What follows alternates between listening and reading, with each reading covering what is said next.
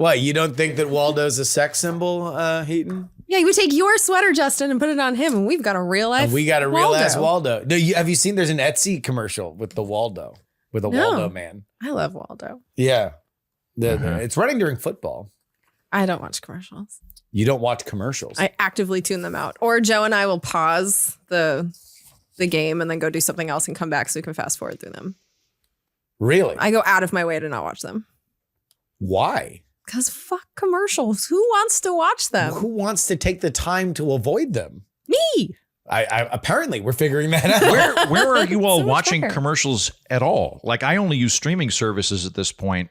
So I don't It's think called I sports. Yeah, you don't watch live. Live sports is okay. the last refuge for commercials that people watch, except for Jen, who's a sociopath and decides to unplug her television, dare the commercial. I think selling. I'm with Jen on this one. I did commercials just aren't good. Like, I do like Super Bowl commercials because they're funny, but basically I want a commercial to do one of two things. I either want it to entertain me or I want it to explain why I should buy a particular good or service. But what they mostly are is really fucking stupid brain worms where their goal is, if I'm irritating enough, people will remember my catchphrase and maybe I'll buy their shit. And I'm like, well, you're not hitting either of the things I like. So I tune them out too. Man. Yeah, I think the emailers are going to light you up. There's no way that I'm the only person that pauses the game, goes and no, you're a sociopath. That's No not true. way. You are not People in the absolutely mainstream. do You are this. not in the mainstream. For the record, we just Light 'em passed, we just passed my favorite time of the year, the most wonderful time of the year. Often people think of as Christmas. Not for me. Once every 2 years, we get football interrupted by political ads, and it's the greatest. It's such a magical season where I just get to watch the same political ads over and over again. I just dissect them bit by bit. It's doing my homework for me. Just so great. I'm great. the sociopath. Well, that was Okay. the hangover that ended Jen's drinking career. We were in Vegas and we were just sitting at this sports book / sports bar. And it was just like a Jen who was disassociating from life was just listening to me point over her shoulder. I'm like, oh, that's the Nevada state Senate seat. She's just like, can I please not exist anymore? These are facts. How are you settling into your new home? Good. I am happy to report that I now have a bed and a mattress, because the first week I was here, I was just sleeping on a mattress topper on the floor. Fortunately, I like a firm mattress, so it wasn't too bad.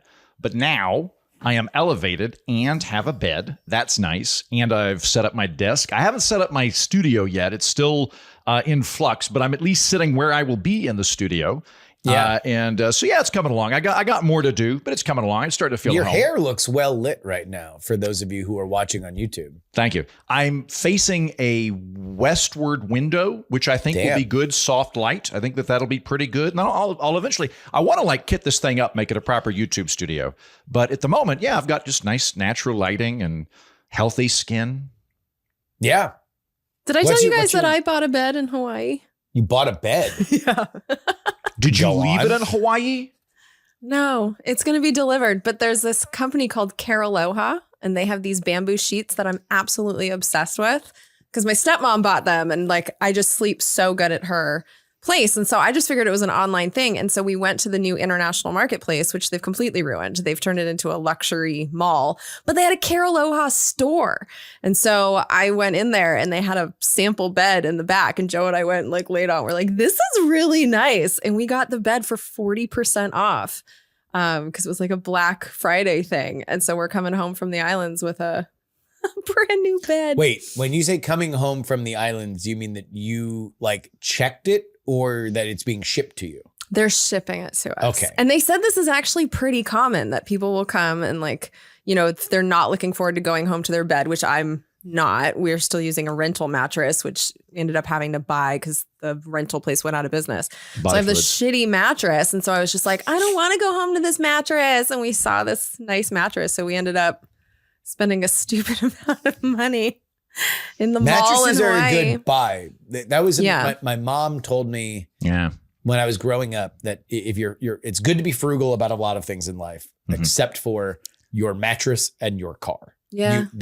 Those are things for which it's fine to spend a little extra Yeah. on it. Don't be stupid, but I think I'd add get the shoes plus to that. version. Stuff that you're going to Shoes, have a lot of utility out of. It makes sense. Yeah, like so I got I fucking hated my bed in Austin so much. I hated that thing. This is nothing against Austin. This is against the bed. The bed was this rickety contraption that was about to fall apart. I'd like to say I fucked it to death, but honestly, I think it was just inferior engineering that created that monstrosity. And then on top Your of that, fucking was the straw that broke the camel's back. That's true. That's true. My love making. It was already loose by the time that you fucked it open. Yeah.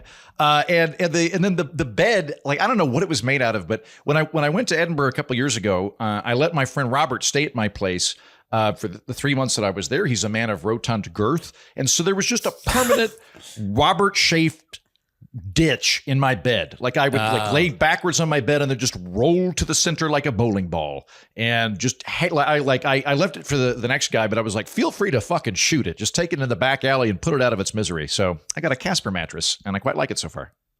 I hope Robert doesn't listen to our show. Yeah, what He the doesn't. fuck, dude? Good. Don't send it to Robert. Yeah. Yeah. From wait, where are you from again? Alexandria? Yeah, or you could say our nation's capital. That sounds real official. No, you're from Virginia. You're from the burbs. Yeah. Okay. From Alexandria, Virginia. I'm Andrew Heaton. And from Austin, Texas. Jen Briney. And I'm Justin Robert Young on this edition of the. Oh, we're not wrong. I'm doing it, man. This is the senioritis weeks. Yeah. Nobody's giving full effort between now and the end of the year, right? Yeah. Can we all agree on that?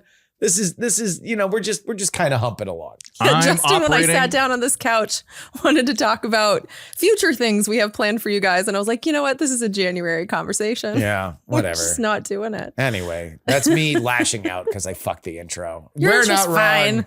On this edition of the program, we're going to talk about the murdered health insurance CEO, as well as the apprehended suspect. And we will ask if beards are back. A real sweet and sour episode of the program here, along with your emails. Heaton, you're on the move today. I'm heading up to New York. What part of Georgia is that? What part of Georgia is New York? Yeah. New York is a small hamlet in the Tylingrout district of the great state of Georgia that I will be heading to. Interesting. I look forward to hearing about it. Yeah. Anyway, I'm going up there. I'm going to see some plays, see some friends, hopefully promote the book, have a good time. Nice. Oh, you have stuff lined up? Yeah, I'm there for 3 days, although a couple of the shows that I wanted to go on are on hiatus, so it may not be the media bonanza I was going to do, but I'll be able to see a couple of plays while I'm there, get some singing done at Marie's Crisis, the best show tunes bar on the entire planet, and see some friends. Nice. Jen, are you feeling refreshed and relaxed from your time in the sun-dappled Hawaii? No. Well, because the first week was it was with family, and we have 4 kids in the family, and so it's like even when we were just like laying on the beach, I wasn't laying on the beach. I was playing in the water, and we were playing games, and we went on a paddleboarding adventure, and the oldest one, who's 14, wanted to sleep, so he didn't come, and so we had the kids that were between the ages of I think 9 and 11. So I was like, okay, this is gonna be 15 minutes. These little gangsters went 2 straight hours on the ocean, never stopped the whole time. I'm so proud of them. But like it wasn't super relaxing. And then the second week we spent in Waikiki, which I talked to you guys from there last week. Like you saw what kind of peace was outside my window. Like it's always loud in Waikiki. I love it. We ate some good meals. I got to see the old neighborhood, but it wasn't a relaxing time. 2 weeks. Yeah, it was great. I loved it, but I'm not relaxed. So we have a house guest here in the Young household, and he's a very cool dude, and we're happy to have him. However, this is the first house guest that we have had stay here, aside from my mom, since we had the baby. Yeah. And we have an entire family coming in 2 weeks. We have mom, dad, 2 kids. That's a lot. In 2 weeks. I used to think that having the house that I have was ideal for guests, that people can come in, stay as long as you want. It's fine. We got space. You can have your own bathroom, blah, blah, blah. Now I think I need 5 more rooms and nobody is allowed to ever sleep here. Why? Like, it's too cluttered. With the baby is just like, she's so wee. You got to walk this thing around. Oh my God. Like last night. Would you have to walk your baby? Are we meeting in the middle with a dog and baby thing? If it's more like, it's not like your dog. Like you take her outside to pee? No. When you hold your dog, it looks like you're in the world's strongest man competition from ESPN2 in 1991, except the log has a dick that's flapping in the breeze. Yeah. It's more like with Jen's dog, which is Abby, who's essentially a purse that, a purse that walks. And so you just have to carry her around. So last night, the baby was down for about an hour and a half, and then all of a sudden wakes up, and she's adorable. So of course she's very excited that she's seeing people, and she's cooing and she's trying to make noise and everything. But I just want her to go to sleep, which essentially means I just got to walk her around over the shoulder, sack of potatoes, just keep walking the squirming sack of potatoes until eventually it tires itself out and goes to sleep. And so that's eventually what it does. But that's fine when it's just us and maybe one house guest. Well, we're going to have the goddamn opening 15 minutes from Home Alone with, Joe Pesci showing up as a cop in the first, 5 minutes. It's going to be a lot. And I guess you're going to be here, right? Are you going to come and see when the whole crew is here? I don't think so, actually. I leave next Tuesday. Oh, you do? Yeah, Never so I'll mind. be back to remote. Good. Going back to my own chaos. Because I need one less body up in this bitch. Well, there you go. Merry Christmas. I will fuck off for Christmas. No. It's gonna be good. You'll have fun. I will. It'll be good. I will. I don't know. Now I understand why people just need more room. I think it's funny that we're like 2.5 months into you being a dad, and you're still calling Bella an it. I didn't call her Nit, did I? Wait, hold on. Maybe, Jen, Justin is just very, very, very progressive in terms of the pronouns he's using, and Bella does not know yet how they will identify. And so he's calling it an it.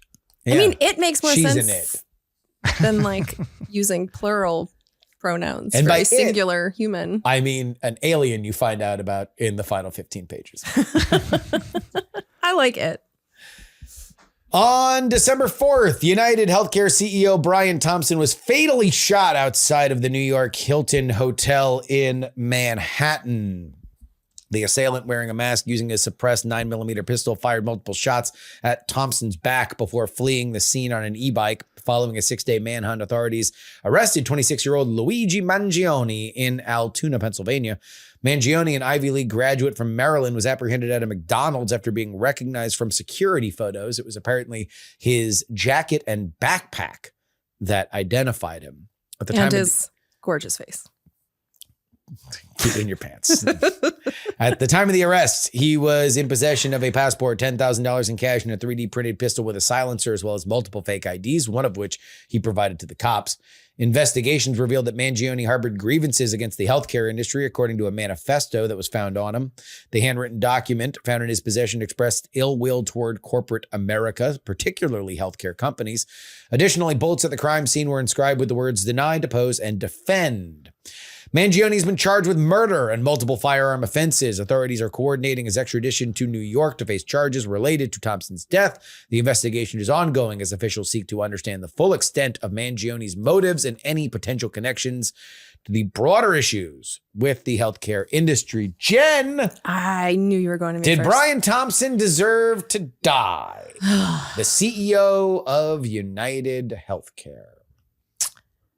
So this one's not easy for me because I'm not sure in general if I believe in the death penalty, but let's just say for the sake of argument that I do. Because I recently watched Dahmer, so it's like serial killers generally do get the death penalty, or at least it's on the table. And when I look at Brian Thompson, look at Brian Thompson and what he did, the consequences of his actions, I do think that he could be qualified as a serial killer because he has directed a lot of people, all the people that work for him, to, in the pursuit of profit, essentially divert funds that are meant for people's healthcare to shareholders and him being a shareholder into his own pockets. And so I see what happens in our system as a form of theft. And this particular kind of theft, when you are denying someone healthcare that they are required to provide to you by law, and instead of it going to your healthcare, especially for stuff like surgeries or cancer treatments, when it gets diverted or delayed to the point that someone dies, I think that is a form of murder. And this happens all the time in our industry or in our healthcare system. And the health insurance industry is one of the causes of that. The whole system is a mess. And when I look at what happened to Brian Thompson in particular, like in a system that has justice for regular people, what should happen, especially after the Affordable Care Act, is after these denials are done, there should be some kind of accountability enforced by our government. And I read the Affordable Care Act and I know what they're supposed to cover. And in fact, I wrote them down because I don't think a lot of people are aware that the Affordable Care Act says that your health insurance has to pay for some very basic things. We have 10 essential benefits that we're supposed to get. They are ambulances, ER visits, hospital stays, maternity and newborn care, mental health and substance abuse, prescription drugs, rehab, labs, preventative care, and pediatric services. And just as an example of the kind of denials that are now happening, which are clearly illegal federally, PBS found in 2023 that an insurer's denial letter was sent directly to a newborn child, denying this person's coverage for his 4th day in a neonatal intensive care unit.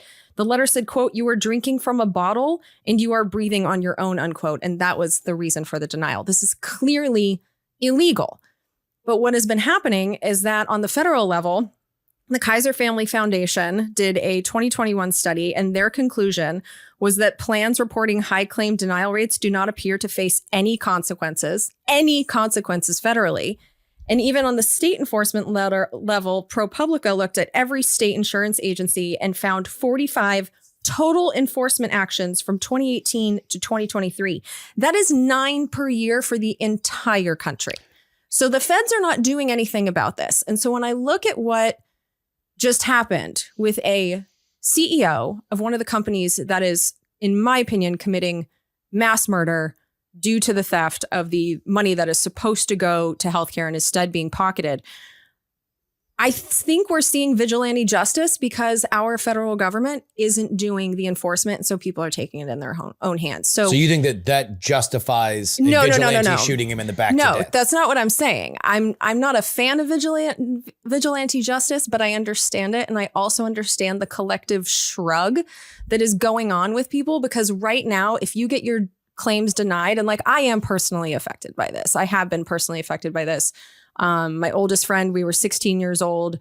She was 15 when we got the news that she had leukemia. We were 16 when it came back, and she was told she needed a bone marrow transplant. It was the only thing that could save her life. Her insurance denied it. And in the process of trying to get that covered, because her family, they weren't millionaires, we couldn't pay for it out of pocket. While they were fighting that denial, she died. So I do take this personally. I have ever since I was a kid. I also know that this story is not unique to me. I know it's happened to people all over the country. And so I think there's a lot of anger built towards that. But in the absence of a government that is going to do anything, because your best case scenario is that you get your claim denied, you appeal it, which only less than 1% of us ever do. You appeal it. The best case scenario is that they end up paying the claim, but there's no repercussion, literally ever, according to the experts, for the denial in the first place. There's no justice in this system for people like us. And so when I see what Luigi did, I'm not a fan of it, but I get it. And when the question is, did Brian Thompson, death? I would prefer that it be through our justice system, that mass denial of claims and mass murders, even if it's done via corporate spreadsheet. Like, I do think that this man should be punished to the point that possibly the death penalty is warranted. That's something that I wish that a jury had been asked to adjudicate. I don't think it's good for any of us to have, random 26-year-olds be judge and jury and executioner. But I could see a scenario in a country with justice where Brian Thompson would get the death penalty for what he did. Eaton, did Brian Thompson deserve to die? No. I look at this very similar to the conversation that we had about 6 months ago when some virgin tried to shoot Donald Trump in the side of the head, which is that I don't like Donald Trump. I was not rooting for Donald Trump to win. There are lots of things that I hold him accountable for when he was president. There are lots of things in our current system that he is about to be in charge of that I would change, but I don't think shooting people's the way to do it. And I don't like our current healthcare system at all, but I approach it systemically in terms of how it operates and what we could change it. I don't think as much in terms of villains. And I'm glad that Jen is bringing up the Affordable Care Act. I would love to go in that direction. By which I mean have a conversation about that. What's been sad to me in watching all of this is, one, I don't want to solve any problems with somebody getting shot. I do agree that there's a ton of justifiable pent-up anger because we have a really bad system that affects a lot of people. I think the anger is legitimate, but it's descriptive and not prescriptive. And I want to have a conversation about the prescriptive stuff, about what we could do to make the system work better. A lot of the online discourse that I've seen floating around about Luigi has not been, as Jen just did, getting into the Affordable Care Act and talking about the nuts and bolts of how the system should work in order to improve it. It's just been insurance companies are evil, we should take them out, making like comic books about Luigi, things like that. I've been disappointed in the quality of rhetoric that has resulted from this, because I would like to have a big conversation about how to fix our crappy national health insurance system. I think that would be great. But in direct answer to your question, no, Justin, I don't think he deserved to die. I don't know anything about the guy. I've been in political media now about 15 years, and health is the most complicated policy field that I've ever looked into. And while I would change everything, I don't know anything about Thompson personally. I don't know that if it were nonprofit, it would have been all that different. I use Blue Cross Blue Shield. I'm still registered in Texas. That's a nonprofit. Kaiser Permanente is a nonprofit. So anyway, yes, no, I would not say he deserved to die. I would say that, number one, nothing's going to change because of this. There is no, the problems that exist with our healthcare system are going to continue to exist. And so if the goal for everybody celebrating this is for CEOs to spend more money on personal security, then congratulations, you have scored a tremendous victory. I don't believe that Luigi Mangione is anybody to be held up in any kind of esteem. I think he's a loser who, shot and killed somebody who, despite the fact that he might be a terrible person, and I'm not here to lionize Brian Thompson as any kind of great man. He was under investigation for insider trading. There does appear to be a higher case of insurance denials from United Healthcare than there were amongst peer companies.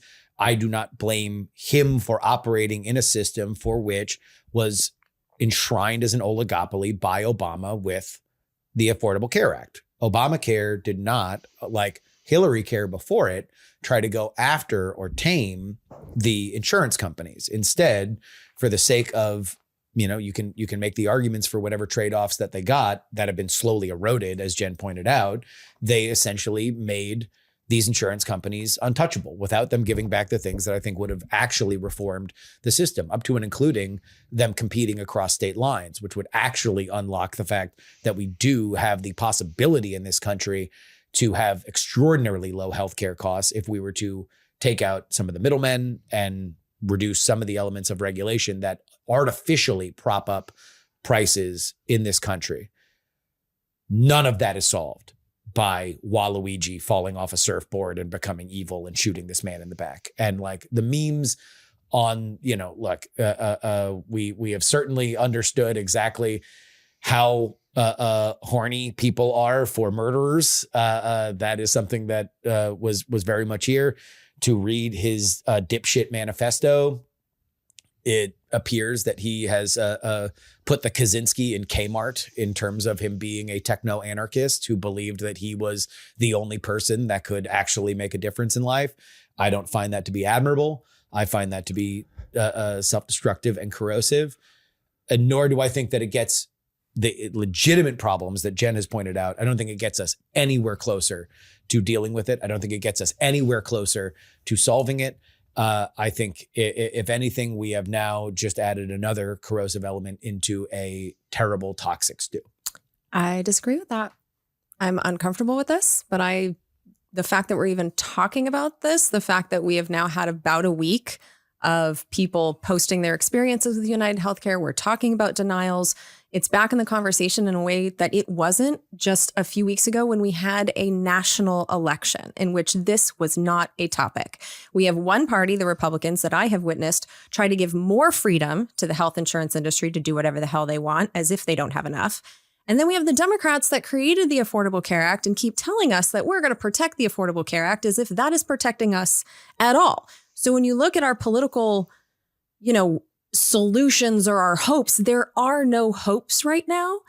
And what Luigi did, I don't like this, but he has put it back into the conversation. It'll be gone. It'll be gone in 2 weeks. But it's back in the conversation to say that Cool. Nothing has been done. I just don't think that's true. A man died for 2 weeks of conversation.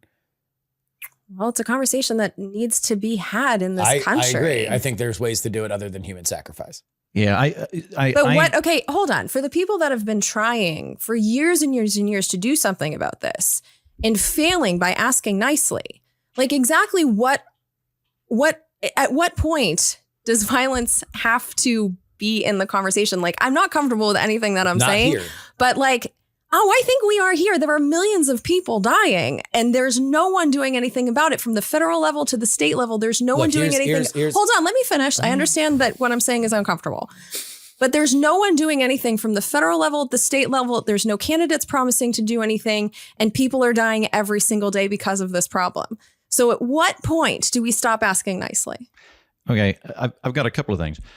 When we're talking about healthcare, I last time I said this, I don't like the way our healthcare system is set up. I very much want to change it, but I want to start with the premise of humanity being at the center of it. And so I don't want to use glorifying murder in any way as a part of that process. I want to start with taking care of people and loving people and move out from there. In terms of the violence thing, you bring that up, Jen. That was part of the manifesto that he wrote. He said something similar to that of at what point does asking nicely or political process fail enough that we have to be violent in response to this. And I would counter that with, well, then wasn't that kid that shot at Trump justified in doing it? How is this different than in a political assassination, where if there's problems with the political process, where we've got, as we've both talked about, electoral issues of the two parties trying to block ballot access for third parties or gerrymandering, there's all sorts of problems that I have in the political process that I want to change. I don't think the appropriate way to do it is to pop off with a gun and shoot people at the top of the political process. How is that different? Because at least in the political process, there is an avenue for accountability. So for Trump, the avenue of accountability is failure in the election. There's impeachment. Like there are avenues. On this one, I don't know what the avenues are because the people in power don't care. Federal, state, they're not doing anything. People are actively dying. It's kind of like, when you look at these CEOs that are killing people with their corporate powers, they have nothing to fear in doing it, which is why the denials keep increasing. There is no fear by these people. There's no accountability for them. And so now the CEOs are feeling some kind of fear. They are getting security. Like they are feeling some kind of pushback from their greed and the prioritization of their shareholders as opposed to the people whose lives depend on their product that we are paying for, and they're pocketing the money. Like where there is no fear, the greed just keeps growing. And this is exactly what we're seeing in the health insurance industry. So am I advocating for more and more? Like, do I want all these CEOs to be shot? No. Do I like what Luigi did? No. But to pretend that it hasn't changed anything. Yeah, it has. It has. No, it hasn't. I mean, it's a pre-Christmas topic, and and the solution to it can and should and I hopefully would be enacted without murdering anybody. It's going to be harder to do it because of the murder. I am curious when you say the solution is not this. What is it? Is it because I know that people have protested. I know that we've been trying politically since Serenity died in 1998. What's the solution? How do we get there when our politicians won't even talk about it? It's not that they don't talk about healthcare. They talk about healthcare. They don't talk about the solutions that some people would want. I was at both conventions. They weren't talking about it. Well, part of it is that it is it is a massive fustercluck, regardless of whatever direction you go. It's not. It is incredibly complicated. It's not. You just take the health insurance industry out of the administration like every other industrialized country has done. It's actually not that complicated. I beg to differ. I do not think that there's a silver bullet solution to this. First, in terms of not being able to access healthcare politically, about 50% of all healthcare spending is done by the government presently. So that means that half of healthcare spending is done through the political process. That is something that is at this moment being handled by law through our representatives or the bureaucrats that they appoint. The other half, the private sector, is highly, highly regulated, both at the state and federal level. No, it's not. I just told you there's no enforcement. So you can say it's regulated if there's no enforcement. It's not that regulated. It is not highly regulated. And also the government money goes. Come on. Okay. Let him finish. Okay. Okay. So I'm still in Texas, right? In terms of health insurance policy, I cannot by law get a remote doctor in another state in Texas. If I want to go to the Mayo Clinic because they've got really good people, I cannot have a conversation with them by Zoom. And that's not because they don't want to do it. The state of Texas has outlawed that. There's all sorts of regulations that are like that. What insurance is required to pay for, what it can't pay for, what it can think about, what it can't think about. I don't like the insurance model at all. Like to put it in perspective for people, this would be like if instead of having your insurance deal for catastrophic things with car insurance, like you had your insurance pay for your gas and you never knew how much gas cost. And then you went and they went, we accept Shell insurance, and they gave you a mystery bill 3 months later. It's a really, really dumb way of doing things. Like I'm forgetting the insurance model out, but it is the idea that it's not regulated at all, that there aren't lots and lots of laws governing it. I mean, that's just patently untrue. It's a highly, highly regulated industry. There's tons of regulations that govern what doctors can do, what healthcare professionals can do. A doctor can't right now go, you're going to deal with this particular Lance nurse because I trust you to do it. You can't do that. You would lose your medical license for lots and lots of things that could be delegated out. So it's very tightly prescripted. A lot of the regulations are dumb. There might be some that would do well to go in another direction, but the idea that it's some sort of wild, wild west free market system is not true. There's all sorts of regulations on the book. Now, I would like to remove the health insurance from that equation. I think insurance works well when it is basically an unforeseen risk pool mechanism, like homeowner insurance or car insurance or something like that. Insurance works well when you hope you'll never have to use it. Then it's very good, right? We're using insurance, which we're doing because of government regulation. The whole system that we have started as a result of price caps back in the 40s, and it's all been built from there. The system that we have right now has health insurance operate as the payer for everybody. It's a really, really dumb way of doing it. A more positive thing, in answer to some of the questions here that we could do, some of the doctors in the country have just quit using it. There are doctors that have said, I'm opting out of this entirely. There's a doctor, I think, in Missouri where you just pay a monthly subscription. That's it. It's like $100 a month. It's cheaper than my current health insurance is. There's a clinic in Oklahoma City that they just won't deal with health insurance because they're sick of it. They give you a menu and they go, this is how much this is going to cost. There are several European countries we could talk about that have mixes of private and public healthcare that I think would be a good thing to emulate.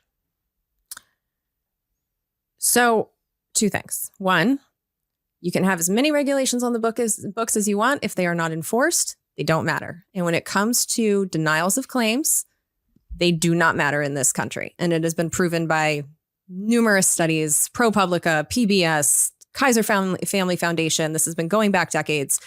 They are not being enforced. And that is true after the Affordable Care Act. It was true before the Affordable Care Act. So that's one thing. The more important thing, though, is that I hear that you and I are actually in agreement that having health insurance as the administrator in this country is stupid. So we agree on this. Mm-hmm. Tell me what realistic avenue we have right now to get them out of the administration of our healthcare system. Well, you'd probably need something like Obamacare at a national level. What I would love to do is... So why did that fail? Because we have Obamacare. I think Obamacare doubled down on the kind of the fatal error of this whole problem, which is that we have a really stupid, perverse payment incentive system at the bedrock of all of this. So you go back to like when Medicare came out in the 60s. The original payment plan for Medicare was the federal government went, we're not going to pay you a flat rate and you keep whatever money you can save, like a profit model. We're not going to use a profit model for that. What we'll do is just cost plus. So tell us how much the operation costs and we'll give you that plus 2%, just a tiny little 2%. That was the kind of the original locus that we had. And predictably, all the doctors went, great. So if I jack up the cost as much as I possibly can, I get 2% of that. Terrific. Let's go with that. We've modified that really stupid payment program somewhat since then, but that's still kind of the locus of all of this. Of there's a doctor, which is another part of this too. Like in terms of the denialment of claims, like there are going to be denialment of claims. Medicare denies claims. If a doctor says, yes, I'm going to remove your appendix and it's $3 million, that's going to get denied. Like you can't just have an open-ended pay me this amount and whoever's paying, whether it's the government or the insurance company, goes, yep, just give me the bill and I'll pay it in full. There's going to be denials because the doctors will end up charging an insane amount at some point and frequently do and are a part of this. So I think Obamacare doubled down on that bad payment model. It enshrined that at the center of that. So they could get it through. They decided to work with the insurance companies. So the insurance companies wouldn't lobby against it like they did with Hillary Care. The good things that came out of Obamacare that I like are that it attempted to get rid of redactivism, where if you got HIV, they would go through some filing error that you had 15 years ago and renege on it. I'm glad that got taken out. Getting rid of denial for pre-existing conditions, although note that is going to raise the cost of it and did because there are no free lunches. There's going to be trade-offs, right? There were some things that were good that came out of it, but it really doubled down on that employer model. Some of the bills that have been proposed that could go, like Justin, you brought up portability across state lines. I think that's a good idea. I think the federal government would need to be more involved in that. Like that's an issue where you can't leave it to the states because there would need to be some kind of federal guideline to it. Yeah, yes, because they'll cookie cutter out all of the competitors out of existence. So you can't do that at a state level. Rand Paul at one point wanted to try to make it much easier to get health insurance pools through non-employers.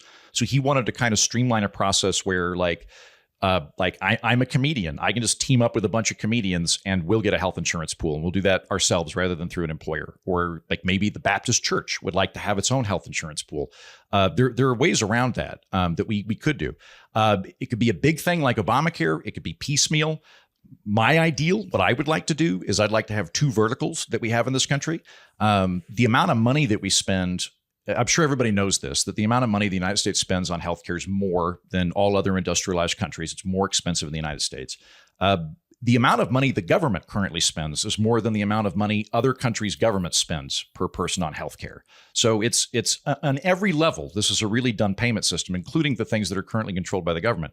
What I would do is I would collapse Medicaid and Medicare, not get rid of them, but turn them into public health care just for everybody. Have like federal clinics or more like, I'd like the German model of having state and city clinics and have some amount of them that are federal that anybody can use.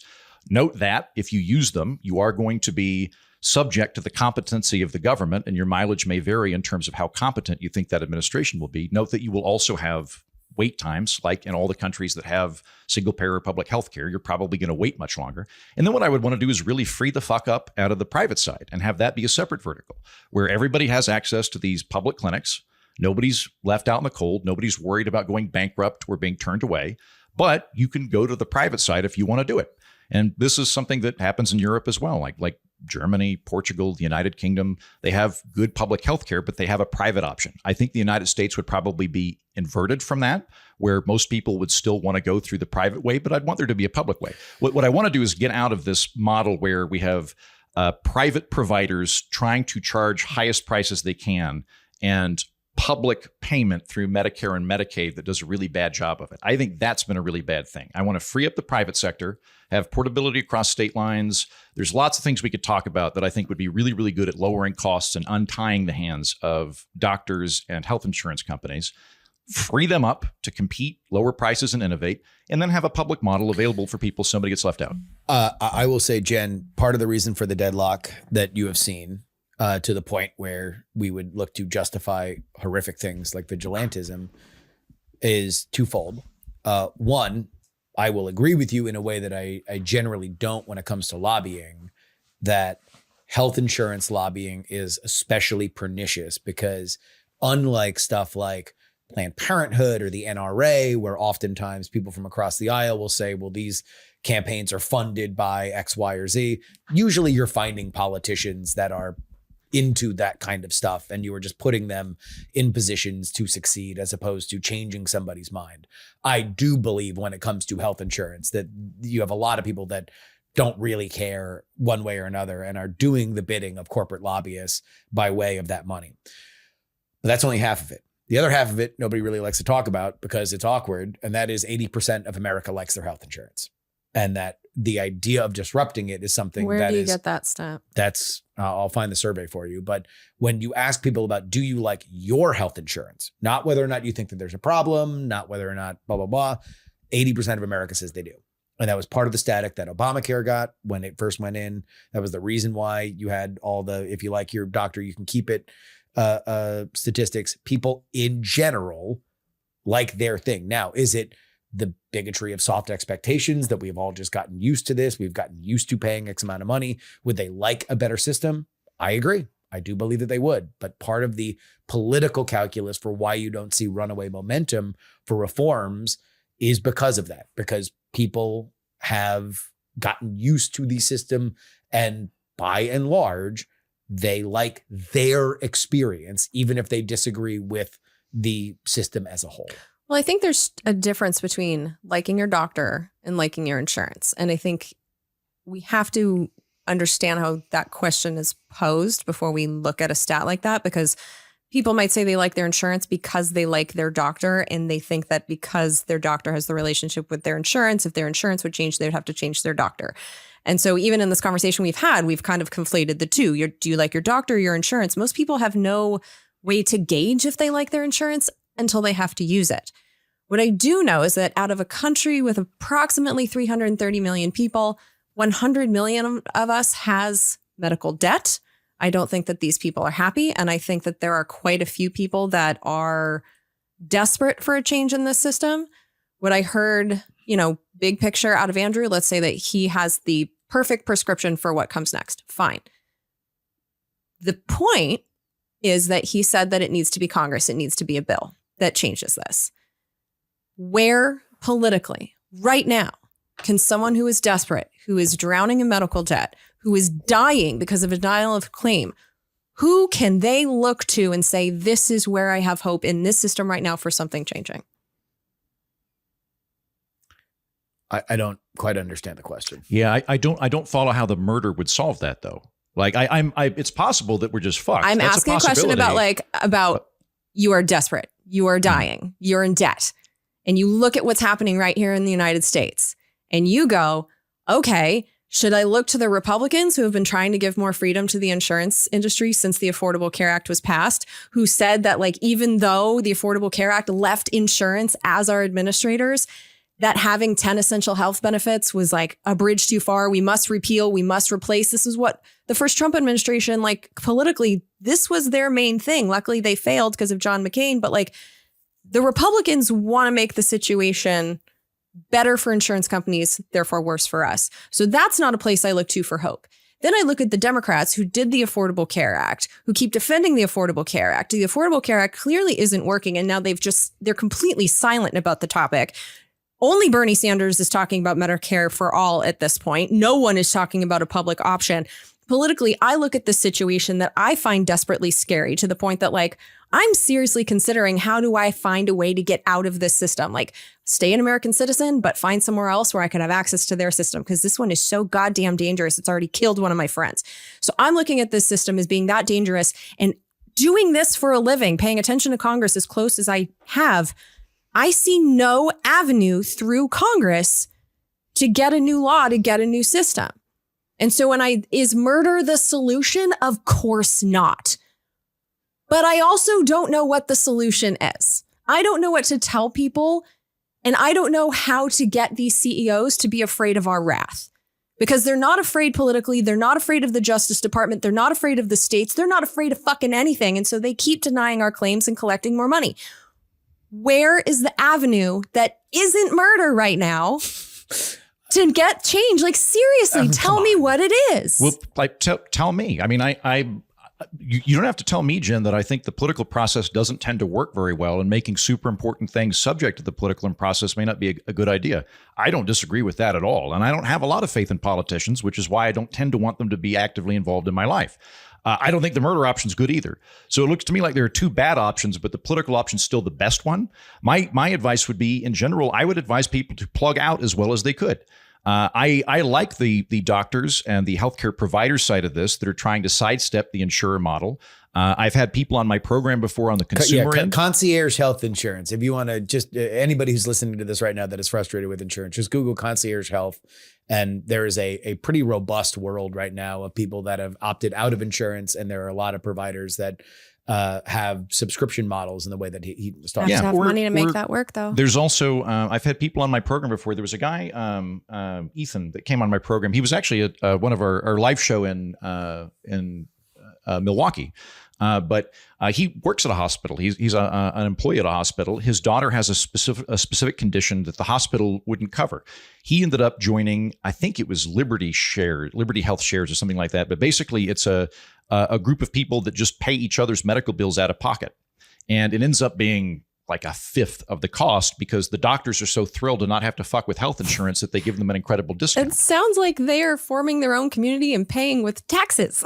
Well, they're not paying with taxes because they're opting into amongst themselves. Yeah, they're opting into it and they're pooling their money and they're paying for a healthcare system. That's generally how. Yeah, well, without all the money that disappears in the way that happens with taxes. I think that a really operative element about taxes is that you have to pay them. There's a very big difference between taxes and donations or sharing. So that model there, where people are voluntarily pooling their resources and they can leave if it's poorly administered, I think is a pretty good one. For people that are less inclined to go in the voluntary relationship-based model that I like, that want to go more in the public direction, I would say go local. So one of the things that was a part of Obamacare was there's a door in Obamacare for states to form compacts, single-payer compacts if they want. So Massachusetts, I believe, Jen, you're more familiar with Massachusetts than me. I believe they have single-payer healthcare. There's nothing to stop the model, right? That was New England. Yeah, that was Romney Care, right? New England could form single-payer healthcare. But New England has very strict enforcement.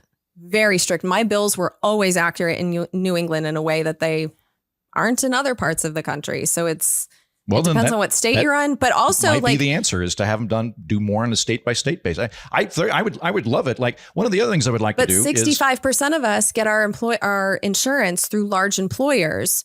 They call it self-funding. But 65% of us, if you work for a big company, you get it through your employer, which means that they're not actually subject to state laws. So it doesn't matter what state you're in because it's only governed by the feds. So it's like this system is incredibly complicated, and you don't have always the state avenue to go for. Was regulated depending on what state you were it's in. regulated by the state. You're still going to be regulated at a state level. There's a lot of our insurance plans are not. A lot of our insurance plans, if your company self-funds, you are not protected by the state regulations. That's what I'm saying. Like, it's incredibly complicated. And once you get into the weeds of it and you find out about your own insurance plan, you find out about stuff like this that you don't know until you have to use it. I have literally gone through this situation now because we are just transitioning off of Ashley's health insurance that she had when she worked for Twitch, a company that is owned by Amazon. So we had Amazon's paid-in health insurance that went from Kaiser in California. We had to join another Aetna, I believe, here. And so we wanted to keep as close to our insurance now, especially with the child, and also the ability to see the doctors that we wanted to see, that Ashley specifically wanted to see a few different doctors. And so we got an equivalent. It was a annoying process that had a middleman that I have no idea what the hell that they did. We had to, we couldn't just call Aetna and say, hey, we wanted this. We were here. We now want to pay for it ourselves. How do we do it? They're like, nope, sorry, you can't talk to us directly. Now you have to talk to a middleman. So we have to go to an insurance broker who then says, okay, well, here are the plans to do X, Y, and Z. We figure out, what we're going to do. We, opt for the $200 more package because we believe it's going to be the thing that we want. It's nebulous. It's stupid. It's all decided on one conversation that happened over the phone and then Ashley goes to the doctor.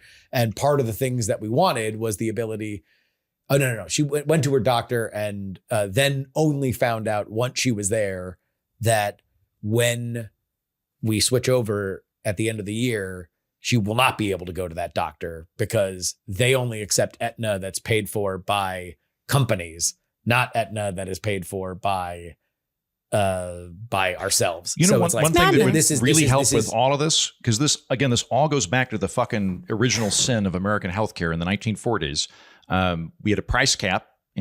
We had a wage cap. There was a wage cap put on the Great Depression where you couldn't give people raises.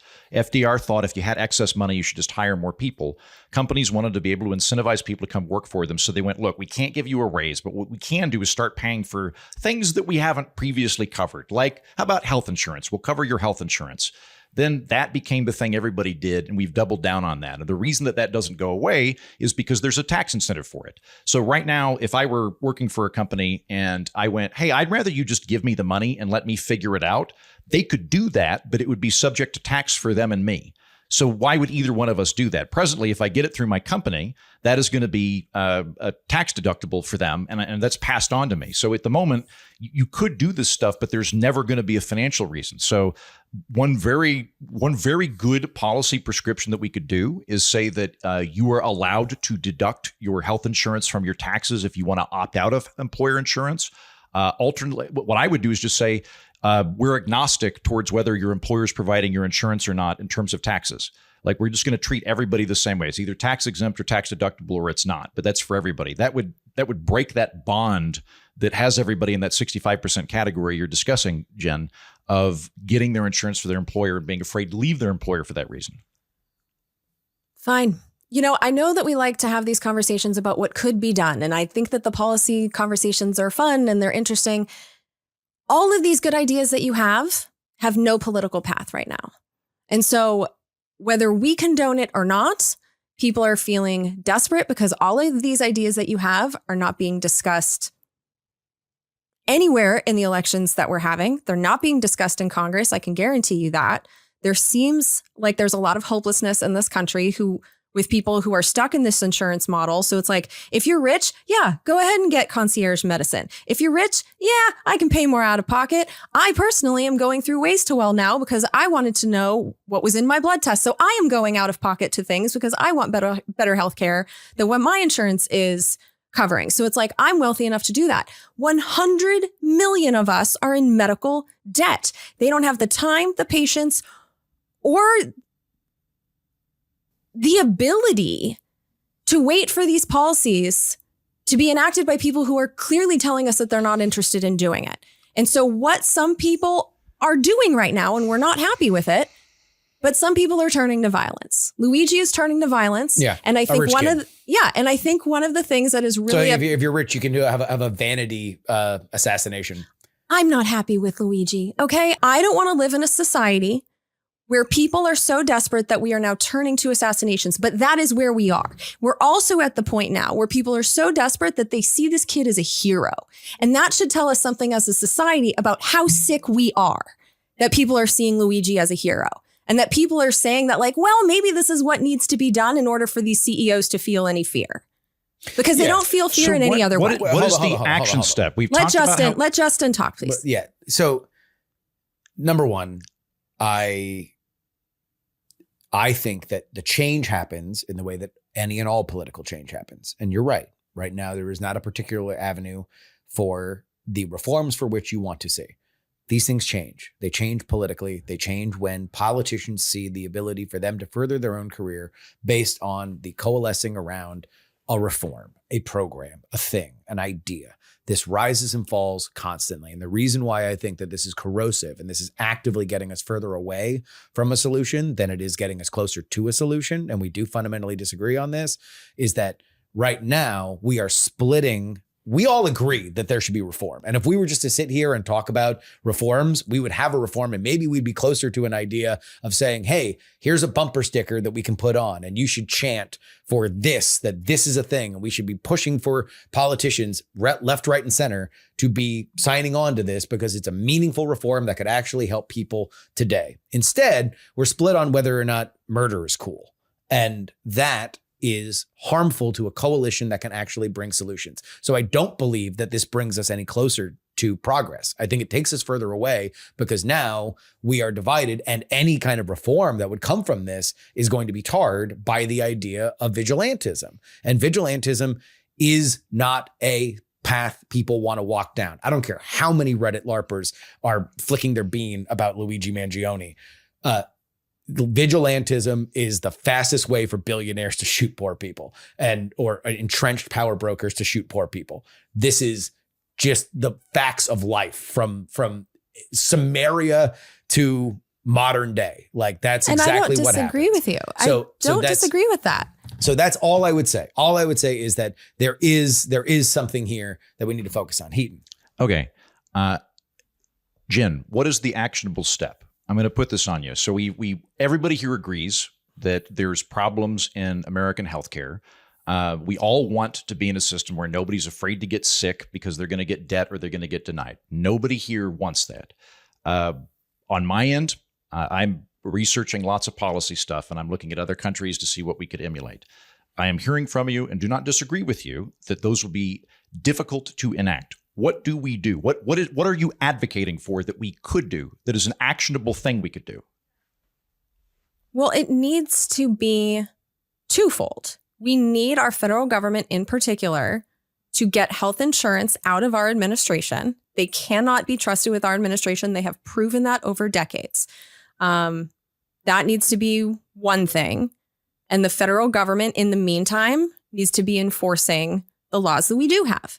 And in order to make that happen, we need fear at the top of our system. And I would hope that the fear would be politicians fearing for their jobs. So we haven't done our jobs making them fear for theirs because that election just went by and this wasn't a topic at all, despite 100 million of us being in medical debt and many of us dying. So we need to be pressuring our politicians. And when it comes to the enforcement, I don't know what the hell we do because that ProPublica investigation went from 2018 to 2023. So that was Trump administration and Biden administration. That was Democrats and Republicans. None of them are doing the enforcement. And I don't know how we push these people. I don't know how we make them afraid of us when the elections aren't doing it. So I'm not advocating for murder, but I understand why people are. That's where we're at. So if we really don't want to see this continue, and I really don't, I think we need to step up politically and start pushing the people that we have elected to solve this problem. I would encourage anybody who is cheering on murder to hear your voice, because I think that is something, if you are, any solution that would come from this will be tarred by it politically. Like, and the insurance companies are especially well practiced in snuffing out reforms. They have done it repeatedly. And if you are going to make them pay, if you are going to enforce things, if you're going to do anything that the insurance companies don't like, you need to be clarion in message and you need to be disciplined to push it forward. And any version of this where somebody who's going to push it, who's going to introduce something and make it mainstream and make politicians believe that supporting it would be better than supporting an insurance company, then you better be sure that there's not a tweet, with fucking gaga eyes for Luigi Mangione next to it, because it's going to be sunk by it. And that's why this is bad. If you care about reform, if you are scared for your own healthcare, then tying it to this is incredibly damaging to your cause. Incredibly damaging. All right. Well, now that we settled that, patreon.com/we're not wrong. On this edition of the show, we're going to be talking about another cheery topic. That is Daniel Penny being found not guilty in New York City. Go ahead and check us out. Patreon.com/we're not wrong. All right. You ready for a light one? Yeah. A little light and crispy? Huh? This one feels like a Heaton topic to me since Yeah, I gave I have you. no I gave you. face. Did Brian Thompson deserve to die? And we'll see. This is a setup for the punchline of what Heaton's question is this week. Prince William's patchy beard has sparked public curiosity since its debut in August. Experts suggest the beard might reflect his evolving royal image, signaling maturity and readiness for the throne. Beards, of course, have historical roots among British royals, but remain culturally on and off today, although they seem to be on the way back. Notable figures, including Vice Presidential-elect J.D. Vance, sports a beard. Heaton, do you have this prep sheet in front of you, or can I ask you a question? Go for it. All right. When was the last vice president with a full beard in American history? The last vice president. And if you can't name, I think it was just name a year. Name a year. It's going to be around Chester A. Arthur or Rutherford B. Hayes, I think. So I'm going to go with like 1900 in that range. Even further back, it's Schuyler Colfax, who served under Ulysses S. Grant between 1869 and 1873. They both had beards, for the record, and that was the last time that somebody went into office with a beard. The most recent vice president with any facial hair was Charles Curtis, who had a mustache. He served under President Hoover from 1929 to 1933. And so, while Jen had to answer for the murderous rage of Luigi Mangione, I ask you, Andrew Heaton, are beards back? Beards never left. Beards were always there waiting to reclaim the throne, like the Targaryen dynasty in exile. And they have finally returned and are once again triumphantly displaying how virile men look. I know that I'm clean shaven at the moment, but deep down, I am a bearded man and still identify as such. And so I'm rooting for the beards. Yeah, one particular beard is not back. It's very much gone. What's that? Yeah, but Heaton beard. in Yeah. my case though, when I'm bearded and it's trimmed, I look like a young Don Quixote. When I don't trim it, I look like I'm Amish, and then I turn into Jim Henson, and then I eventually become like white Taliban. But it always adds 15 to 20 years to my life when I have the beard. And so now that I'm 40 and I'm like, God damn it, I always look 10 years older. I'm just going to shave for a bit and let all the other fuckers catch up with me. So like once my cohorts look my age, I'll go back to having the beard again. I think you need the beard, dude. Yeah. The beard brings it all together. No, he looks like a wee youngster. No. Yeah, I look like I'm like 45 it. again. No, because here's what you don't understand about yourself, Heaton. Everyone wants to, like, they want to look to you as a paragon of intelligence and authority, and that demands a beard. And that's what's changing in society, is that beards are back in a big way. Even noted beard hater, Donald J. Trump selected a VP with a beard. They won with a beard. He's bringing the beards back to American leadership. I think it's signifying something. Something is happening. Andrew Heaton is still a paragon of intelligence and authority. And we know this because even without the beard, when you had a trivia question about some random ass vice president, who did you ask? Was it me? No. Or was it Andrew Heaton? By the way, that was unfair. Let me apologize to you, Jen, with the disparity. I had no idea. With the disparity in questions, because I'm going to have to just randomly, Heaton, just know it's not personal, but I'm just going to hit you with a question randomly of like, would you rape Hitler to stop World War II? Like, because it was very unfair to hit Jen with the vigilante question and you with our beards back. Yeah, it was a little tougher, but. So Jen, what do you think? Beards? So I'm not the biggest fan of facial hair, but on some people it works. And I think on Prince William, it kind of works. He looks a little older, a bit more distinguished, but ready for authority. I like him clean shaven. I always have. My poor husband, he grows a mustache in 15 minutes. Yep. And I just constantly, every 15 minutes, make them shave it off. It's going to be a while before mustaches are back. Those are creepy. Although mustaches are difficult. Like I would love to do like a John Cleese mustache, but like there's like it gets really nuanced in terms of who can pull it off. So black guys, you guys get a pass. Yeah. Black guys, you can just rock a mustache kind of at any age and you look cool. It works for you. If you're a white mustache guy, pass. Blacks only. If you're segregationist when it comes to mustache. When it comes to mustaches, I'm segregationist. When it comes to mustaches on white guys, there's really like two ways to pull it off. Either A, you are or can pull off pretending to be a firefighter or cop. If you look like the kind of guy that's a cop, you get to have a mustache. If you don't, and I don't look like a cop, and you try it, you look like you're in a dueling society. Or like you're in a community play and you're paying Pippin or something like I don't know, some character. The other way you could do it, this is the John Stossel method, is if you have jowls. If you've got jowls, they sort of frame the mustache in a way that it makes sense and it doesn't look like you're pretending to be a plucky Spitfire pilot from the 1920s.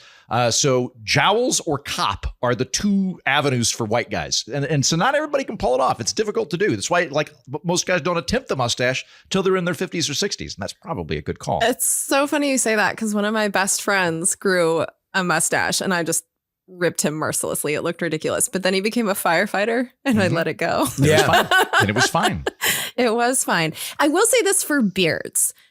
I do understand the people that grow a beard because they want to hide the neck fat. It's effective. Oh, yeah. So I get there that. are some among us. There are millions of weak-chinned Americans, and I proudly stand with them. I have a little bit of a bunny slope between my lip and my neck. It's just a little small speed bump, but the beard has helped. The beard I has do helped. like your beard. When you shaved it off that day, I was shook. I was like one of those babies that sees its dad without the beard and cries. Yeah, I mean, I went with the mustache all summer, and it was okay. I wasn't mad at my mustache vibe. It was good for discipline of having to shave every day. But mostly, I don't remember I think, it, which means it couldn't have been that bad. I think this look is really the best, which is like a very close cropped beard. Like this is like TV ready beard. This is not novelist beard. This is not. Here's a tip for slovenly guys. It took me a while to learn this. You can either have slovenly hair and a very trim beard, or a really big beard and very trim hair. But you have to do one of those two. You have to be coiffed on top or on bottom, or you look like a lunatic. So to do one tiny callback to our last segment, if you want to look like Ted Kaczynski, you have long hair and long beard. You don't want to go for that. You want to do like big Portland style lumberjack beard, have like a 1950s banker haircut. If you want to have Doc Brown hair, have a very trim Tsar Nicholas II beard. Yeah. Yeah, because then you're an eccentric. Because otherwise, a big beard and well-kept hair, you are now a barber in Portland, right? Or you're every bartender in Portland. Yeah. You're something that starts with a B in Portland. Yeah. You're just in Portland. You're mostly in Portland. Yeah. For the record, you're just kind of in Portland. I really like Portland. I think it's a beautiful city. I love the Pacific Northwest. I've been to Portland 3 or 4. I thought about moving there when I moved down to Austin, but I wanted to hang out with you guys and others. Yes. But I love Portland as a city. I do not understand how it works. Like whenever I talk to anybody that moves to Portland, I'm like, oh, I love Portland. What are you going to do? And they're like, thinking about opening up a microbrewery. And I'm like, how the fuck can you have an entire economy that appears to be swapping handmade Etsy goods for craft beer? Like at some point, is it like, it's Nike, right? Isn't like Nike based out of there? Is it just all like a Nike thing with craft beer on top? Everyone's a And graphic designer. Strip clubs. That might be it. It might be that the strippers Have you are ever like been to a actually the Portland ones holding strip the club, economy Eden? together. Have you ever been to a Portland strip club? A strip club? Maybe. I drank a lot back then. I think Joe might have taken me to Dude, one. I'll have to Portland ask strip him. clubs are unlike any other strip club in the nation. And as a South Floridian who respects the local arts, I am well practiced in the various different versions of strip clubs. Okay. The strip clubs. So Mary's Club in Portland is the most famous one. It is a hole in the fucking wall. When I tell you that it is They're essentially small. just a bar with a like sub middle school size stage in the back of it, it is that the girls come out and literally with no sound, will just put in whatever they want to dance to on a jukebox. Sometimes they'll just ask the 5 people that are there, "Hey, what do you want to hear?" And they'll just be like, "Lil Wayne." Oh my boop, God. boop, boop. That's there. The one, oh God, I cannot remember the name of it, but it always used to be when I was in Portland a lot doing the Go game, doing corporate team building, which happened a lot because of Nike. I would always stay in this motel that was right across the street from this other strip club that was just an absolute hole in the wall. But if you like strippers with elaborate tattoos around their areola and multiple piercings in their eye and nose, have I got a town for you? It is. Justin, did I tell you that I finally went to the Red Rose, the strip club across my house? When I lived in Austin, I think I lived in the red light district insofar as that exists. And You really did. I finally went to the Red Rose porn parlor. It's just because, yeah, there's a strip club on one side of the street and they built a hustler on the other side of the street, probably just so the strippers could have places to buy things. There's also But if I want to buy a dildo, I go to your neighborhood. Real shady looking motel down the street from there. A real shady looking motel where I'm like, how could you possibly have rates this low with this property tax scenario? Who's like, it's got to be at best a Breaking Bad meth scenario. At worst, it's human trafficking. I don't know. But I finally went to a Red Rose. My excellent neighbors next door were like, "Hey, we're going to the Red Rose. You want to come?" And I was like, "Well, I'll be neighborly with the strippers. I've never been over there before. I don't like strip clubs. I don't like, because like when I get uncomfortable, I get like very formal and chipper. I was just in a way that really apparently unnerves strippers terribly. Like I don't know whether they think I'm a serial killer or what, but like they're coming in and like I'm sitting down and like these and like I don't want to pay for a lap dance. I got like $20 on me. I just want to get I really just wanted to hang out with my friends. We were gonna play Settlers of Catan. Now we're at this porn place, and I'm also like kind of thinking like, I wonder if I could like get an episode out of this of the economics of strip clubs, but like nope. Turns out the bouncers do not like you talking to anybody about the money making stuff there. And then like the gals would want to come over, and I know that they want money from me for me to solicit a lap dance, but I don't really want a lap dance. But they're going to sit there, and I'm too fucking Canadian to just go, I don't want a lap dance. Go away. Let me talk. So I have to pretend. You don't have to do that. Yeah, you can just talk to them. This one gal sat down. And she's like, hi, she's been kind of flirty. And I'm like, oh, hey, like, yeah. Are you from Austin? No, I'm here. Well, when did you move here? And she's like, well, I moved here for my graduate degree. And I'm like, oh, that's great. What is it in? And she's like, oh, it's in writing. And I worked oh, that's cool. Like what kind of stuff? This motherfucker's going to make me tell the entire lie. Do you write for it? She said, well, I'm working on a pilot. And I was like, that's great. You know, I worked on a sitcom pilot for the Weather Channel a few years back. What is yours about? And she just took a deep breath and went, what the fuck is happening right now? And I was like, I'm just I'm talking to you. I'm just asking you questions, miss. It was deep. It was disturbing for all parties. Nobody liked it. Yeah, all I can imagine is Andrew Heaton never sitting down, standing the entire time, and just strippers coming up with like, hey, handsome, and him just responding with a rock solid handshake. Just like, well, hello, miss, it's me. Yeah, no, the problem is they want for you to talk about yourself. They don't want to be asked questions about them. I do that here. I get that out of my system on the show. Exactly. And I get paid for it like a stripper. Exactly. You're used to being the stripper. Yeah. You are not used to being the job. I was about to say oral stripper. That's not right. I'm an audio stripper. Sure. Exactly. I like oral for stripper. nuance. Yeah. Yeah. No, oral, AURAL. Ooh, you are nice. an oral stripper. You think about it, we're all busking. That's what we're doing. We're all in the same industry. It is. I mean, our taxes are shockingly similar, although they have a lot more cash. Yeah.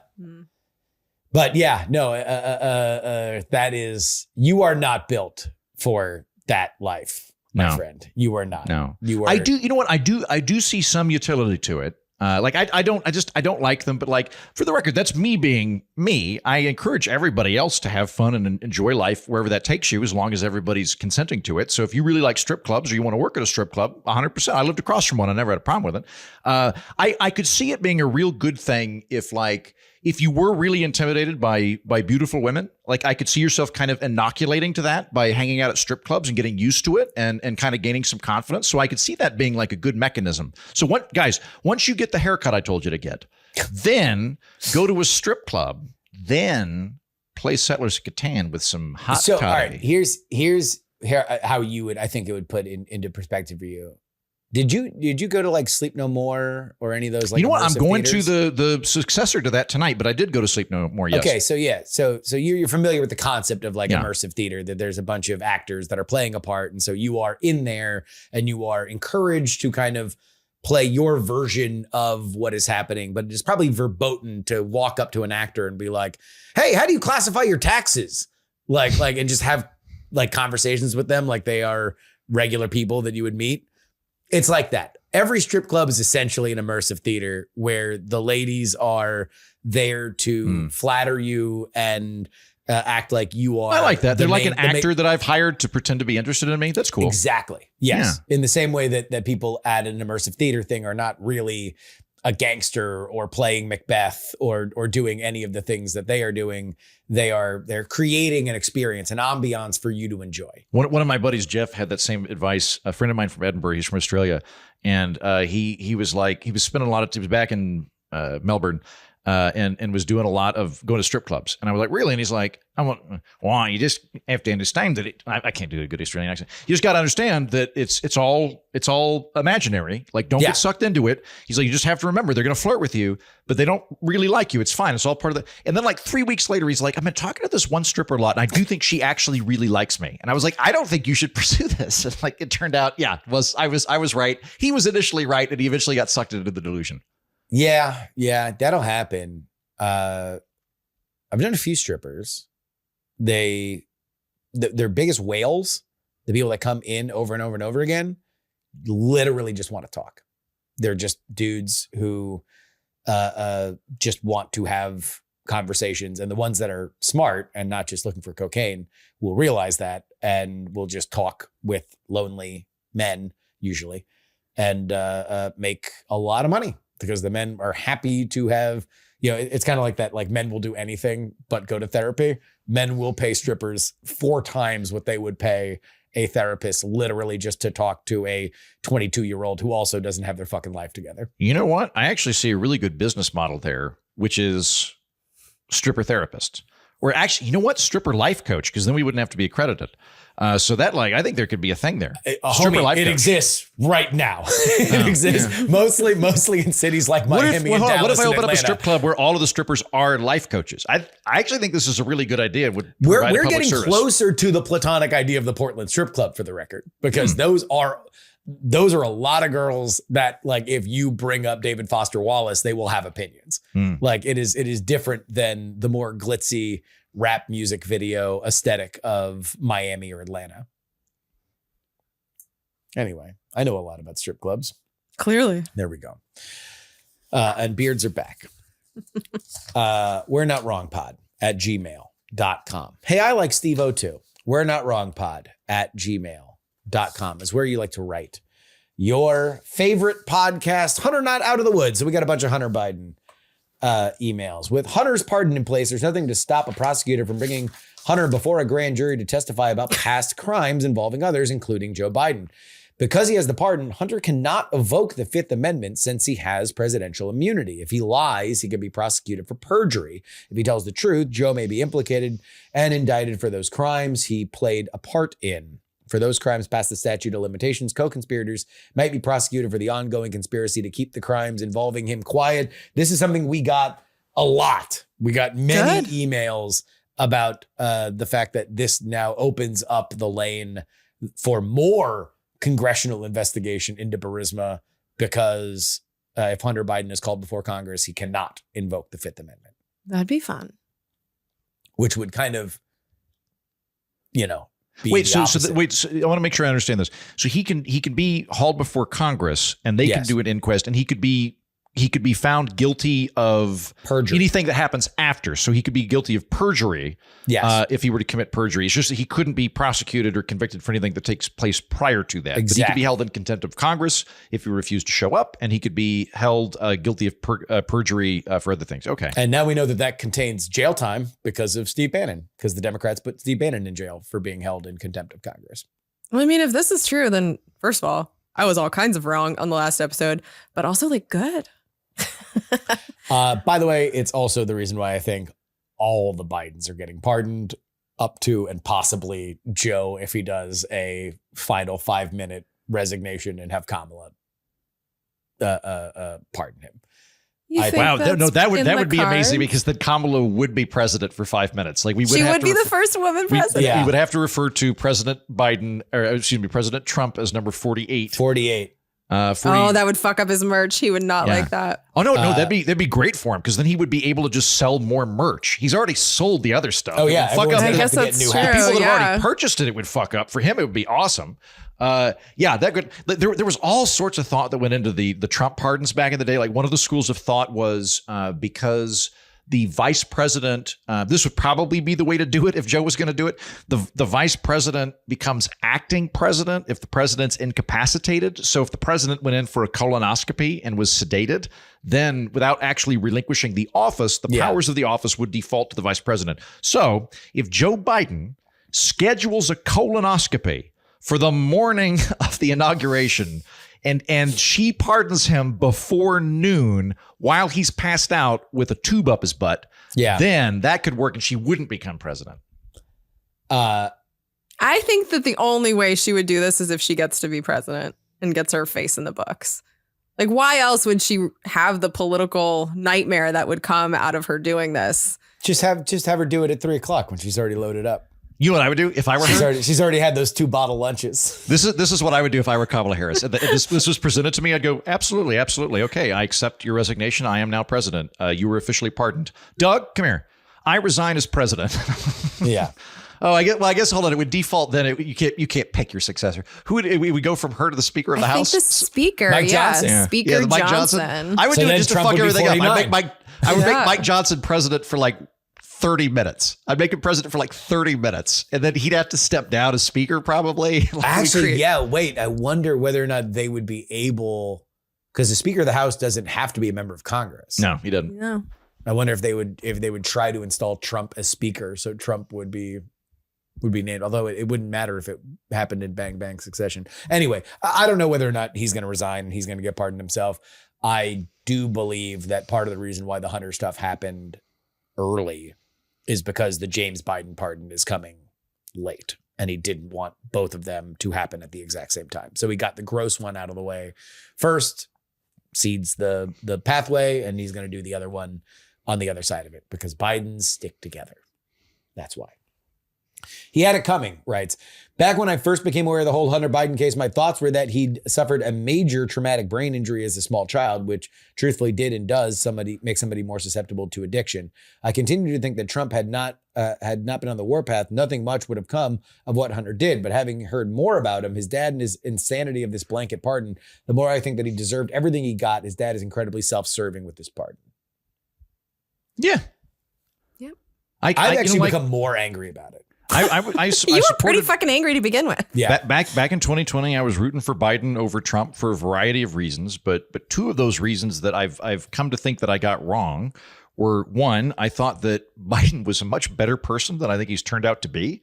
And I think I just kind of got mistaken because if anybody lives long enough, they look like a grandpa. Like if you just survive into your 70s, you seem genial and friendly, but doesn't necessarily obviate the character flaws that you've previously had. And I thought he was going to be a moderate. I don't think he wound up being a moderate, but I thought he ran as one and I thought he was going to govern as one. So I got two of those things wrong on Biden. Yeah, the reason why I've become more angry about it is because even when I've heard people shred the pardon, they get wrong the thing that I tried to point out on the show and on PX3 last week, which is like the idea that Hunter was maliciously prosecuted for the gun charge is laughable.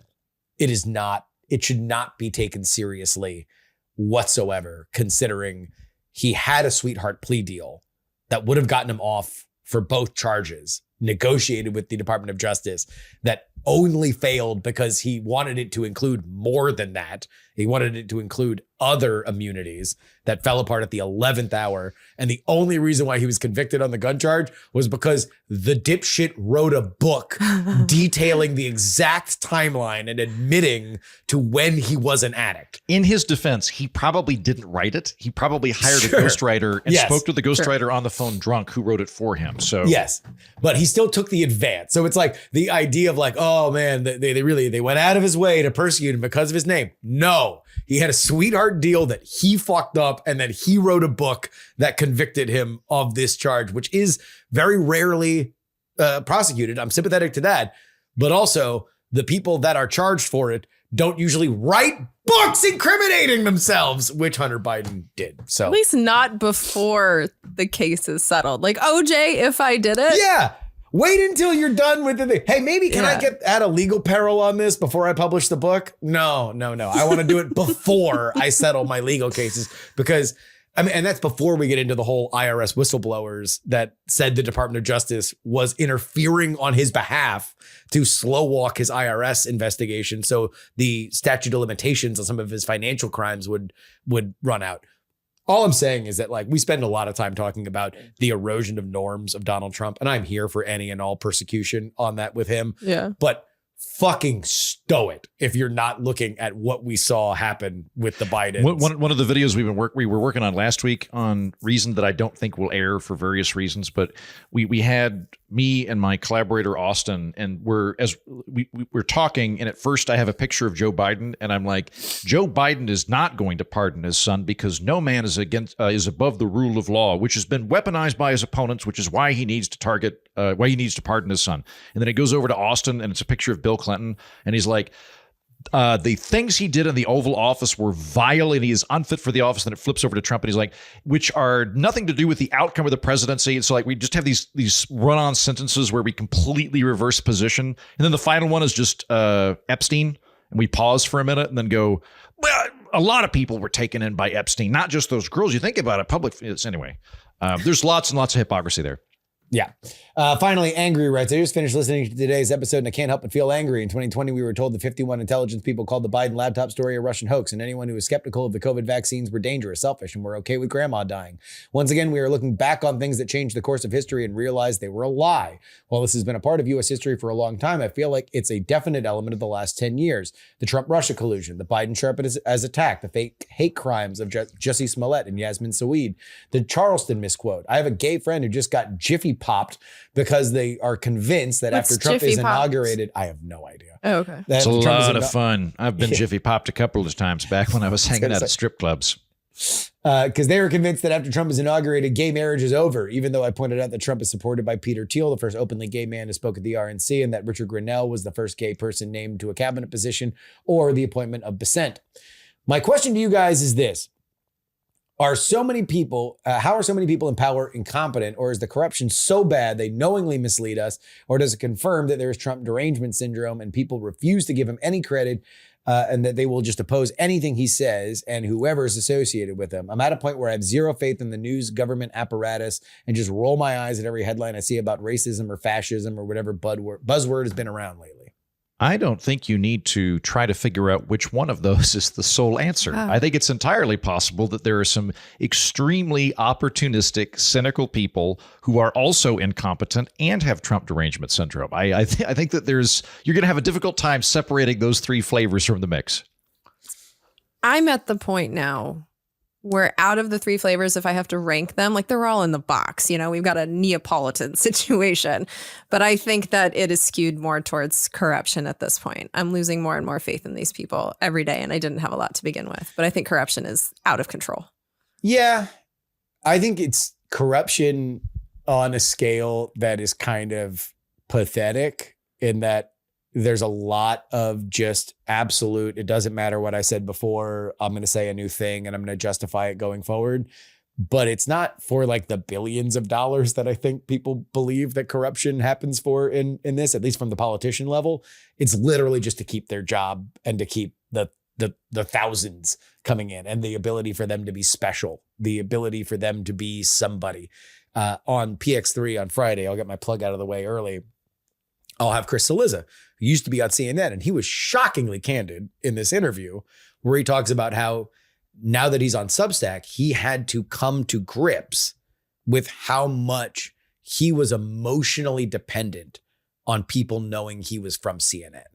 And it took him months to deprogram himself from being depressed that he wasn't, quote unquote, special. And he says that is endemic throughout media. And if it's endemic throughout media, what do you think it means to be a representative? What do Yeah. you think it means to be a senator? What do you think it means to be a bureaucrat who holds the purse strings of some organization? I think that it is absolutely endemic in that town that you are adjacent to, Heaton. Titles and apparatus structure is more important than ever, even as the trappings of wealth and influence that used to go along with it fade. Oh, there's plenty of wealth still here. Don't worry. Don't worry. The 5 wealthiest counties in America, 3 of them border Washington, D.C., Alexandria, Arlington, and Montgomery. I don't know why Prince George isn't in that equation, but no, there's plenty of money. Yes. And I think we should give more money and power to these people. I think that's the way to go. The problem is they don't have enough money and power. They're just not funded well enough. COVID. We got some COVID questions. God's reality show. We made the mistake of putting a financial value on human life during COVID when we were trying to save lives at any cost. I'm not saying, this is a Heaton quote. Yeah. Not saying it's not a Heaton quote. I was quoting the outgoing national health director. But yes, I was the one that cited it. Not saying Heaton is wrong, but it's funny when you say out loud, just go with it and evolution will wean out the weak ones. So I was quoting the guy that Jay Bhattacharya is going to replace, the director of the National Institute of Health. And what he was saying was, when I was an administrator of this, we were focused exclusively on preserving life at all costs, and we lost our broader understanding of everything involved in that. It is cold. And by the way, you got to be cold when you're making those decisions. And I don't think they were making good decisions. I think in retrospect, they really overplayed that. This sounds cold, but the people that are working with the math always got to do it. You look at any federal agency, they're going to have the value of life that they assign. It doesn't mean the actual cosmic value of life, but they do need to have some sort of mathematical model they can rely on when they're weighing pros and cons. So like if they're going to add some safety feature that is somewhat redundant, one of the things that happens if they're going to make it obligatory is they calculate how many lives is this apt to save versus how much money is this apt to cost. And I know that sounds really terrible, but I'll posit the following scenario to you. If we were to have an up or down vote in the United States on whether or not there is a national speed limit of 15 miles an hour for all Americans other than ambulances, it would unquestionably save a lot of lives. We'd probably save, 200,000 lives from traffic accidents over the course of the year. It'd be a significant amount. I think overwhelmingly people would vote no on that because they would go, I don't want to have to drive 15 miles an hour everywhere. A lot of the older people that I met or that I was talking to or knew during COVID back in 2020, when you talk to them, they're like, look, I don't have that much longer to live. I don't want to fucking be locked in my house. I want to roll those dice. So I think that I get it. I get why it always feels reptilian to have to remove the passion and the humanity from these equations. But when you're dealing with a lot of these policy matters, you end up having to look at pros and cons, and it comes off that way. Yeah. And finally, Swedish COVID team writes, Sweden had a higher COVID death rate than comparable Scandinavian countries, but lower than many others. However, since COVID, the Swedish death rates have returned to normal, while countries with stricter lockdowns have elevated death rates compared to pre-COVID. So another interesting, there was also an email that came in criticizing Heaton. You mentioned that Florida and California had similar death rates. I think Florida and New York, but yeah.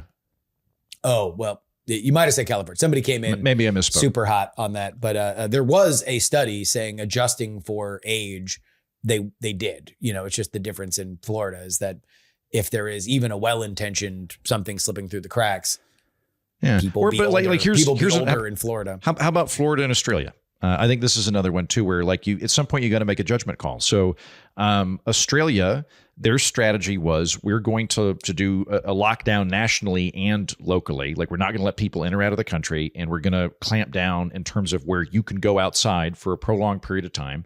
And we're going to try to keep this lockdown in effect until we get vaccines. Then everybody can get vaxxed up, and we will lower the death rate. And it worked. That strategy worked. They were able to have a lower death rate than everybody by having this variations of lockdown for 2 years.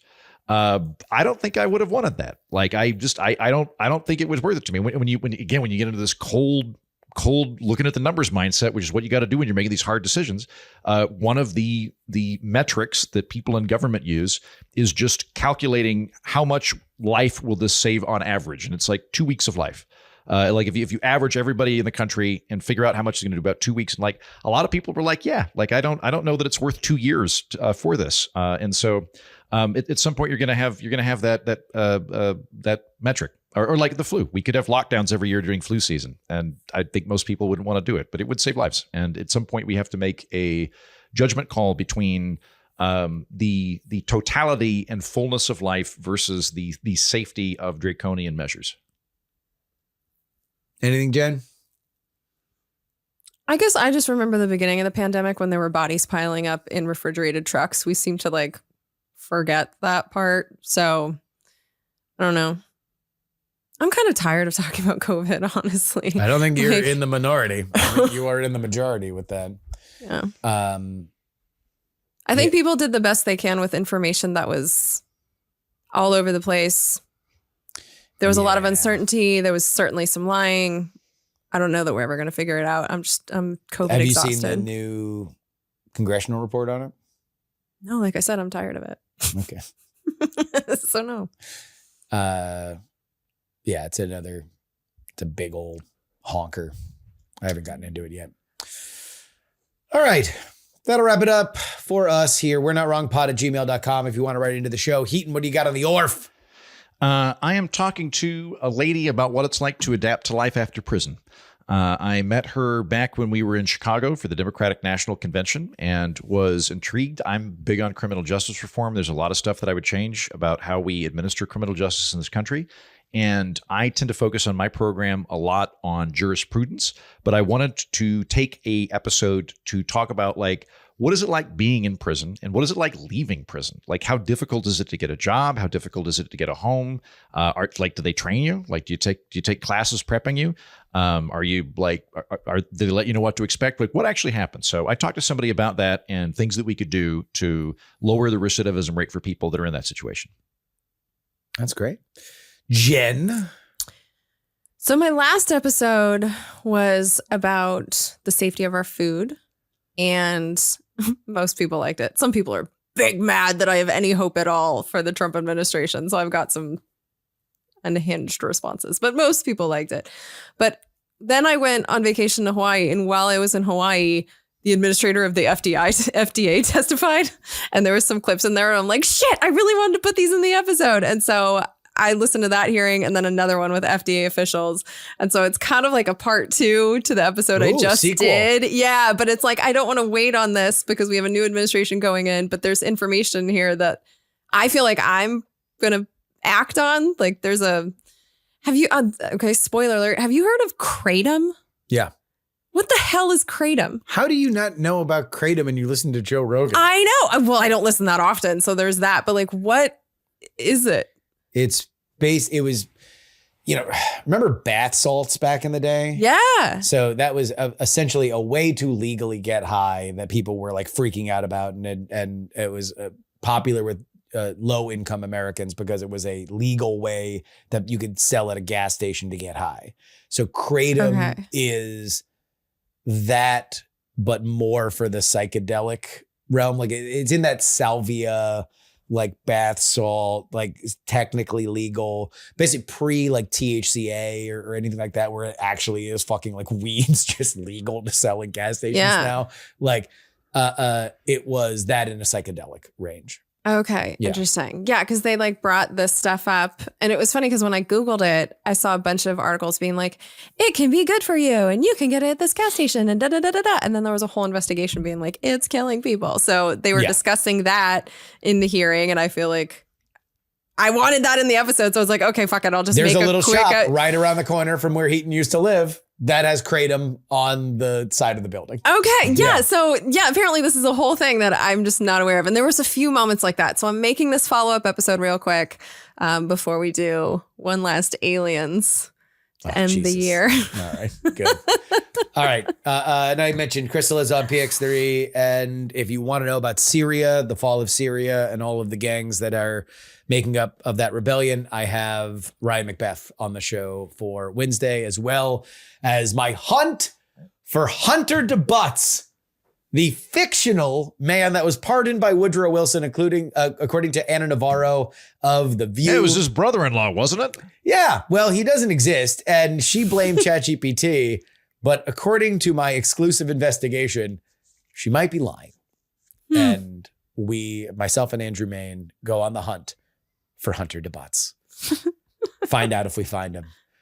That's Wednesday's PX3. Till next time, this is your old pal Justin Robert Young for Jen Briney and Andrew Heaton. We're not wrong. Hunter DeButts is.